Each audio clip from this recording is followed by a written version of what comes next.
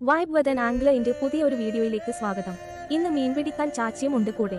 നിങ്ങൾ ശ്രദ്ധിക്കാൻ സാധ്യതയില്ലാത്ത ഒരു കാര്യം ഈ വീഡിയോയുടെ അവസാനത്തിൽ ഞാൻ മെൻഷൻ ചെയ്യുന്നുണ്ട്. അതുകൊണ്ട് മിസ് ആകാതെ കാണണം. ഇതാണ് വീശുവല. കേരളത്തിലെ പരമ്പരാഗത മത്സ്യബന്ധന രീതികളിൽ ഒന്നാണ് വീശുവല ഉപയോഗിച്ചുള്ള മീൻപിടുത്തം. വീശുക എന്ന വാക്കിന് എറിയുക എന്നും വല എന്ന വാക്കിന് മീൻ പിടിക്കാൻ ഉപയോഗിക്കുന്ന ഉപകരണം എന്നും അർത്ഥമുണ്ട്. വീശുവല വൃത്താകൃതിയിലുള്ള ഒരു വലയാണ്. ഇതിന്റെ വക്കുകളിൽ ഈയക്കെട്ടികൾ അഥവാ ഭാരം കൂട്ടുന്ന മണികൾ കെട്ടിയിട്ടുണ്ടാകും.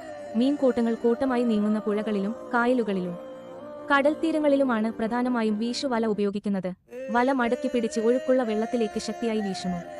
ഈയക്കട്ടികളുടെ ഭാരം കാരണം വല വേഗത്തിൽ വെള്ളത്തിൽ മുങ്ങി താഴുകയും മീനുകൾ വലയ്ക്കുള്ളിൽ കുടുങ്ങുകയും ചെയ്യുന്നു.